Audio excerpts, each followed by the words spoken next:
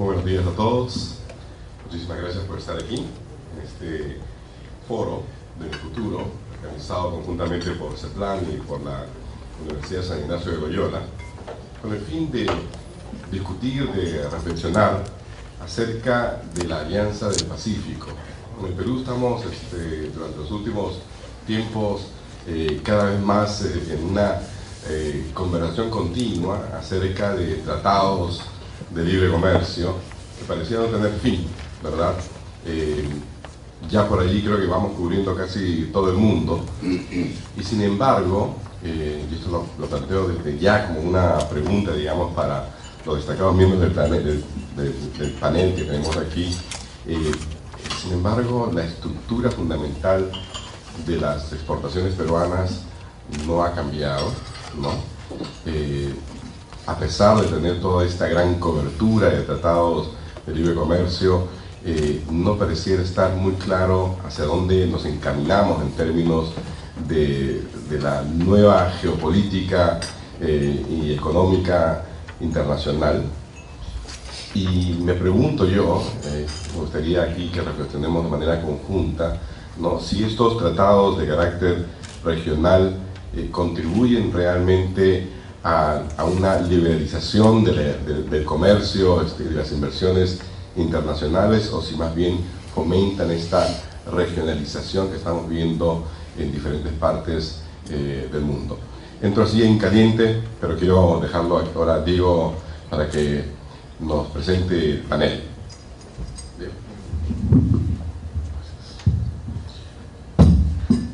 Ahora sí. Bueno, muy buenos días con todos. Muchas gracias por estar presentes.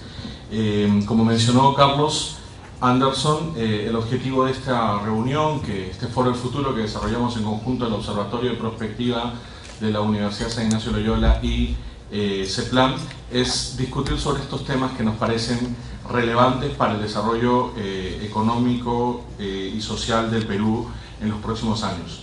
El tema de hoy, como lo planteó Carlos, va a ser la discusión alrededor de la Alianza del Pacífico, los retos que esta trae para el Perú y bueno, las posibilidades, oportunidades que también nos plantea. En ese sentido, yo haré una revisión rápida sobre el contexto mundial en el cual esta alianza, que probablemente como ejercicio no sea nuevo en el mundo, probablemente es un ejercicio que en el pasado lo hemos visto, e incluso algunos podrían pensar de que es un ejercicio que se realizó en el Perú algunas décadas atrás. Sin embargo, el escenario mundial en el cual esta alianza surge, y además el escenario local, las condiciones que el Perú hoy tiene, son bastante cualitativamente y cuantitativamente distintas a las que enfrentó la creación, por ejemplo, de la Comunidad Andina, o como por ejemplo de Mercosur. Entonces creemos que es relevante discutir esto y ver un poco cuál es la perspectiva que hay. Luego hará uso de la palabra el ingeniero David Lemort, que nos hará una revisión sobre la aplicación de esta alianza en cuanto a lo que implica el Perú, en cuanto a las oportunidades que representa para el Perú y en cuanto a retos que representa el Perú. Y además estará también participando con nosotros José Nicanor González, que es el decano de la Escuela de Posgrado de la Universidad San Ignacio de Loyola, quien hará una presentación, un comentario y una reflexión acerca de lo que es la alianza, porque surge una perspectiva desde su óptica sobre cómo podemos capitalizar este nuevo escenario geopolítico y económico que se nos pone al Perú en condiciones bastante atractivas. Así que, dicho esto, haré una revisión muy rápida de este contexto en el cual estamos pensando esta nueva alianza. José. A ver, hay algunas cuestiones prácticas que creo que deberíamos poner en contexto para entender el escenario en el cual se da la Alianza del Pacífico. Y es que desde nuestra óptica hay una cuestión vinculada a una nueva concepción del mundo desde el punto de vista económico, social y demográfico. Y enfrentamos una situación en la cual estamos frente a una nueva economía, con características absolutamente distintas a las que hubiéramos podido observar hace 5 o 10 años atrás, en un tiempo no muy lejano desde el hoy. lo cual evidencia que hay una velocidad de cambio importante, pero una velocidad de cambio en cuestiones de estructura, en cuestiones críticas.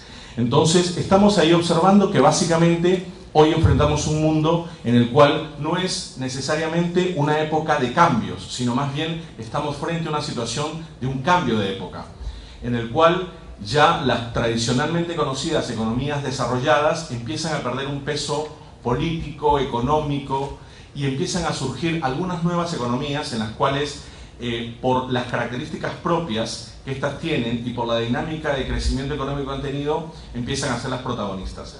Y entonces básicamente tenemos estos dos grandes conceptos en este escenario mundial en el cual se da de alianza, que es la generación de un cambio de época total, cambios estructurales en la economía, cambios estructurales en la parte social del mundo, cambios estructurales en la parte demográfica del mundo.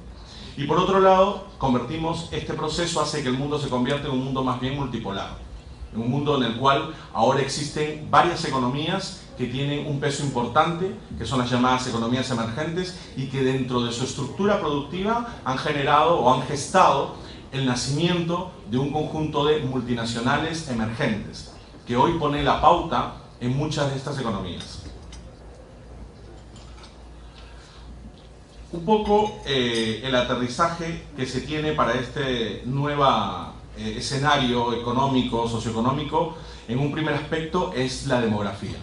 Hoy tenemos una situación en la cual el crecimiento poblacional probablemente en los últimos 30 años o 40 años ha ido a una velocidad bastante importante, y probablemente de acá al 2050 esa velocidad no sea tan amplia y ya pasemos de 7.000 millones a 9.000 millones, a diferencia de lo que éramos por probablemente hace 50 años. Sin embargo, esta demografía tiene una cuestión más estructural, más bien ligada a una cuestión de cómo está estructurada la población.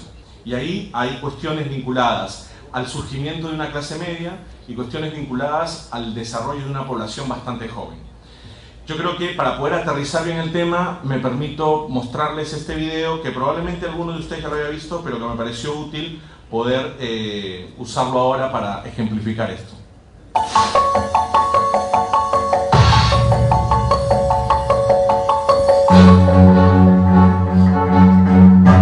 Agrandamos la pantalla.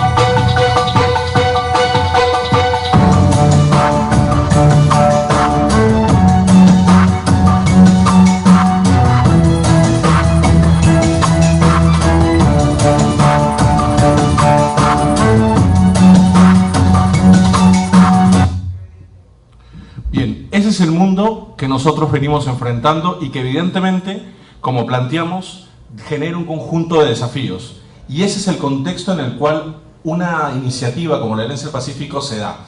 Y por lo tanto es distinta a ejercicios similares que hemos visto en el pasado.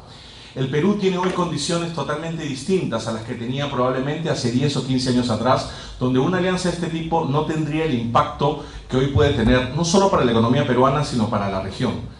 Se comenta en muchos análisis que se han hecho que probablemente la Alianza del Pacífico, si todas estas economías que la conforman se convirtieran en un solo país, este bloque económico podría ser el octavo en el mundo.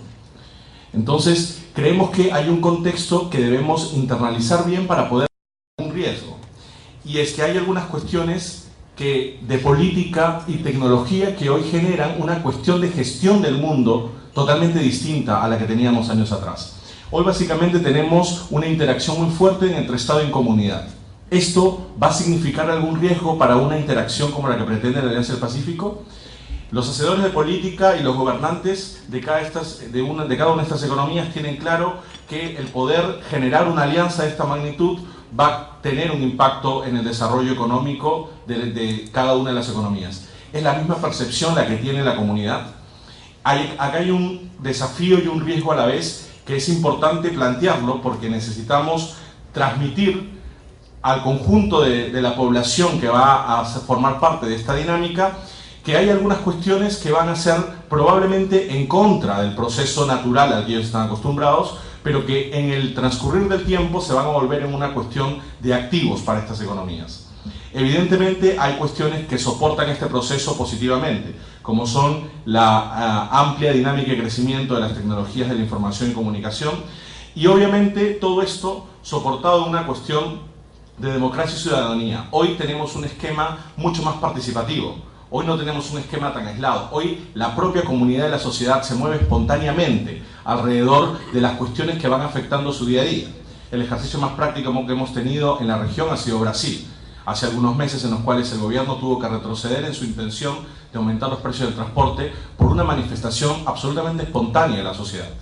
Nadie los organizó, no hubo un líder que los llevó, simplemente la comunidad, por el nivel de interacción que existe y apertura a la información, generó este movimiento.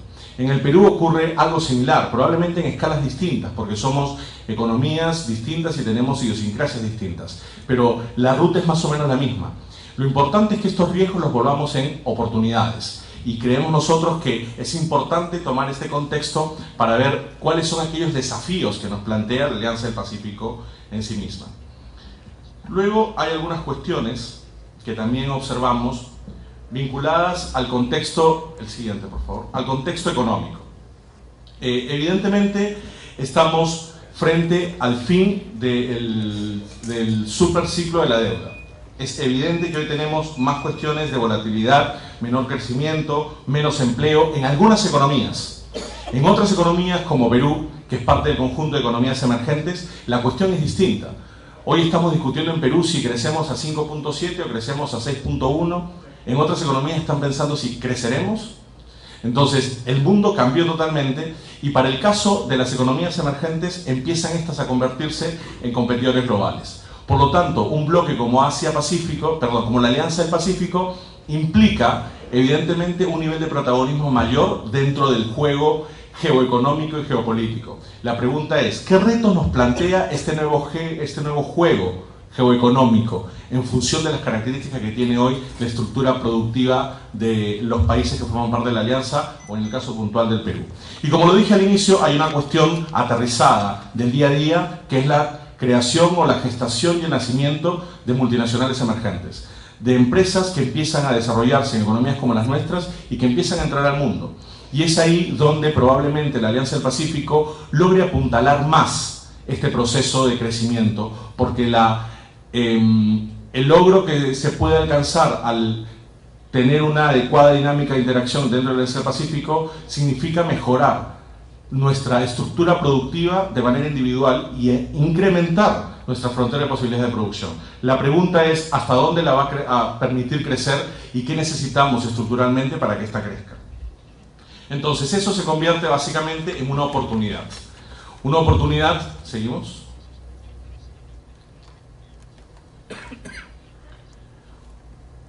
Una oportunidad que básicamente trae consigo algunas cuestiones importantes que son los cambios geoeconómicos. Y acá ya me voy un poco acercando al cierre de esta parte, porque creo que luego es importante que tanto José Nicanor González como David Lemor aterricen un poco más en las cuestiones específicas de la alianza. Pero esta cuestión no es un tema menor. El mundo enfrenta un conjunto de cambios geoeconómicos que tiene básicamente su materialización en el comportamiento de dos grandes economías, China e India, que como nosotros planteamos se convierten no solamente en world players, yo creo que son the world players, y empiezan a condicionar las estructuras de consumo en el mundo. Entonces, si estos dos jugadores se convierten hoy en los protagonistas del desarrollo productivo, económico del mundo, entonces sí se convierte en estratégico haber desarrollado una iniciativa como la Alianza del Pacífico. La pregunta es, ¿qué desafío nos plantea esto? Es claro que la economía del Pacífico es mayor y más dinámica hoy que la economía del Atlántico, y que probablemente esta signifique para nosotros alcanzar un mercado de 3.000 millones de personas, que representaría en el 2045-2050 aproximadamente el 66% de la clase media mundial. ¿Qué significa esto? Significa que este juego, esta nueva estructura geoeconómica va a tener un impacto total en la estructura productiva de las empresas de economías como la nuestra y también en los patrones de consumo. ¿Hacia dónde vamos a ir? ¿Qué tipo de consumo vamos a enfrentar? Eso condiciona necesariamente la oferta que va a tener una alianza como la del Pacífico. Y ahí quiero entrar a un nuevo video, el último. Entra a YouTube, por favor, ya está ahí activado.